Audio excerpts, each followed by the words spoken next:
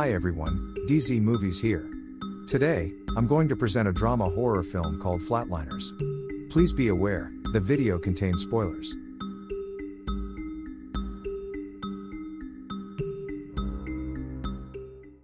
The film begins with a memory, when Courtney was behind the wheel of a car with her younger sister in it, and in a moment of inattention she avoids a car accident by jumping behind the wheel and jumping into the river.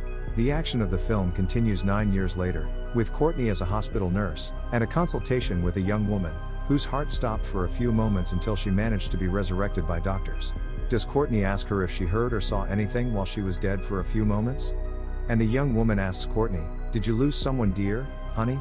referring to her younger sister who did not survive the accident 9 years ago.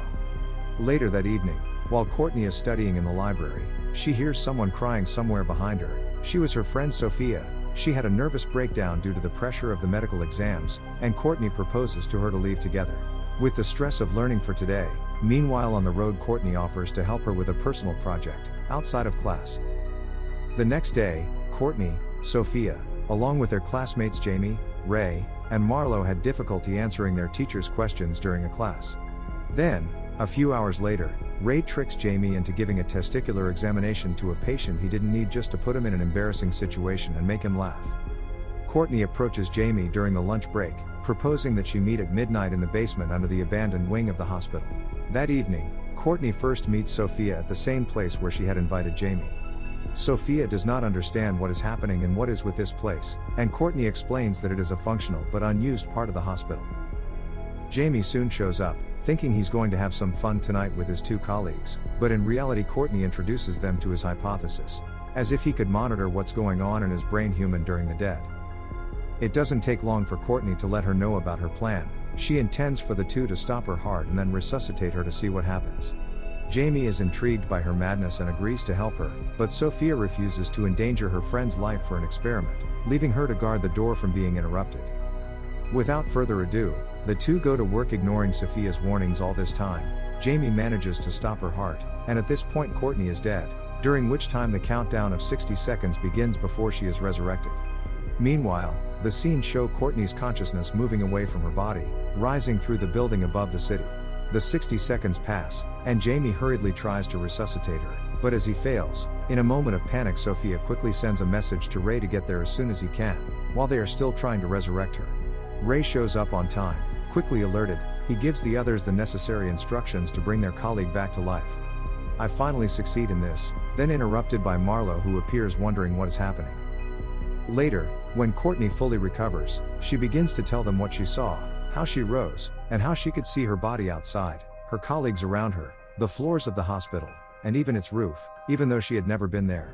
The five gather around a monitor to watch recordings of Courtney's brain activity during her death, and they notice lightning in some areas at different times in the recording that they interpret but do not fully understand.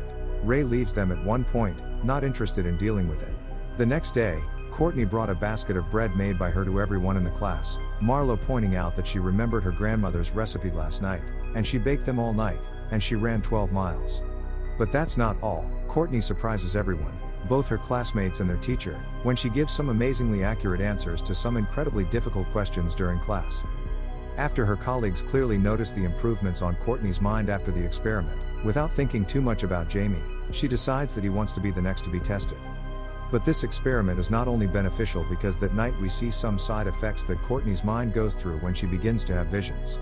The five do not stop the experiment, and as I mentioned before, Jamie is next, while the others perform the resuscitation procedure. He dreamed of riding his motorcycle through the empty city full of lights, and behind him was a gorgeous young blonde. His dream ends when he is brought back to life, and full of adrenaline, the five have a little party with each other. But it seems that both Courtney and Jamie have a different vibe to spend than the others. It's snowing outside and they go out to continue the party on the street, until Marlo's brother shows up to take her home. The others leave, and Courtney and Jamie remain on a bench exhausted. When Courtney asks him a few questions about what he saw and how Jamie felt. The next day at the hospital, a patient close to a crisis and about to die was rescued by Jamie, who without any consent gives him a medicine. When one of the surprised nurses congratulated him on saving the patient's life, although his decision to do so on his own was reckless. How proud and delighted with his new skills Jamie is. At a moment when he is left alone, he sees somewhere in the middle of the street the young blonde who was in his dream with him on a motorcycle. The thing that scares him, but then it disappears. It seems that Courtney is not the only one who suffers from these side effects.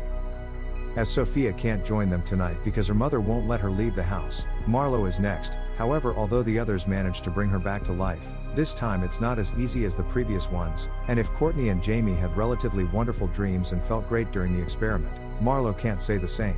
We can see how while others were trying to resurrect her, she goes through some horrible moments, almost like a horror movie, like a nightmare from which she can't wake up, reliving the memory of a patient who couldn't save her, or because of which he died. Marlo is just recovering, at which point Sophia finally appears, declaring that she wants to be next, and wants to do it now. She doesn't want to wait. Ray is still trying to convince her that it's too dangerous, especially that almost half an hour ago they almost failed to resurrect Marlo in time. Now their window before being discovered by the cleaning people is even smaller. But all of Ray's attempts are in vain, because the majority decision is on Sophia's side. She begins the proceedings, and while she was recounting an experience in high school, in which she exposed one of her classmates out of envy, the others, while trying to bring her back, hear the noise of the elevator. Jamie goes to create a diversion, and the others finally manage to bring Sophia back. After that, they all get in Marlo's car and get out of there as fast as they can, stopping at a party, where they drink, dance, have fun, and then Courtney moves away from the group, detaching herself from reality, being now in the same place only as a desert, and in front of her the car with which she had had the accident many years ago, and when she looks out the car window she sees her dead little sister, which scares her and wakes her to reality. Meanwhile, Sophia takes Jamie home with her for a sex party, and Marlo is led home by the gallant Ray. Marlo invites him inside because he has to confess something, then tells him that he killed a man, due to a mistake he made, and during his death, he saw him. Ray tries to calm her down, she kisses him, and then they have sex. All the while, Courtney was walking alone on the streets, reliving that awful memory from the day of the accident. Jamie leaves Sophia and returns to his boat, where he sees the young blonde in her bed again, crying for a few moments. Then Courtney calls him and tells him that she keeps seeing her dead sister. Jamie tells her to wait at home. He comes to her. Events rush to Courtney's apartment, where her mind is playing tricks on her. Courtney begins to see her sister Tessa more and more often, and after she records a video on her phone in which she confesses that she is starting to lose her mind, and admits the real reason why she started the experiment, she hears a noise from the other room. When Courtney goes to check, she sees her sister, who begins to follow her through the house. In her desperate attempt to get rid of this spirit that was following her, Courtney tries the fire escape from outside the block, but her sister's spirit reaches her from followed, and pushed her off the stairs, upstairs, ending up dead on the asphalt, this time for good. The others receive terrible news about Courtney's sudden death from their teacher. Mentally disarmed by this incident, they slowly lose their enthusiasm and regret with all their heart that they agreed with the experiment. Ray and Jamie enter Courtney's apartment to get rid of the evidence for the experiment, notes, laptop, phone. But Courtney's phone is missing, so Jamie calls Marlo and takes her down to the morgue of the hospital where Courtney was to recover her phone. She manages to retrieve Courtney's phone, but doesn't leave until she sees her friend again, after which a bloody message appears written in front of her again: criminal. Then Marlo's phone rings, and she answers with horror when it appears on the screen that the call is coming from Courtney. She hears the voice of her friend shouting at her and then throws the phone and the lights go out. Marlo goes through a few moments of horror until the lights come on again, and the scene moves to Jamie's boat, where he is in turn haunted by someone from his past. Later that evening, they all meet at a coffee shop to watch Courtney's last recording on her phone. After seeing her, they decide to share their visions and what they have in mind, hoping that they will change something. Jamie tells them how the blonde who haunts him has the appearance of a girl, Alicia, who he left pregnant and then left her. Sophia confesses to them that she was jealous of a girl with higher grades than her and shared pictures with her naked through destroying the school. But Ray does not see the purpose of these confessions. He asks them to remain rational. He does not deny that they have visions, but they are certainly not haunted by demons. The visions get worse for Sophia as well, and she comes up with a plan. She decides to go and seek forgiveness from her former colleague, acknowledging what she did, and begging him to forgive her. Jamie goes with her, and after Jamie's apology is accepted, he calls Marlo and offers to do so, telling her that they have nothing to lose, and that they may have a chance to escape if they admit their mistakes. So Jamie goes to Alicia, where he meets her, but she was not alone. She was accompanied by a young boy, who was probably Jamie's son, whom she never aborted and kept. Jamie tries his best to make things right, and to apologize for acting like a coward and not giving her the support she needed. The only one who still has problems with visions is Marlo, whose person who owes her an excuse is no longer alive, making her make a drastic decision. Ray and Sophia find her in the basement in the experiment room, unconscious for 4 minutes already. She decides to personally apologize to the one she killed by mistake. As the three try to bring her back, a real fight ensues in Marlo's mind, a battle she is about to lose. As they fail to resuscitate in time, resigned Jamie and Sophia stop believing that they have lost her for good, but Ray does not give up and tries again.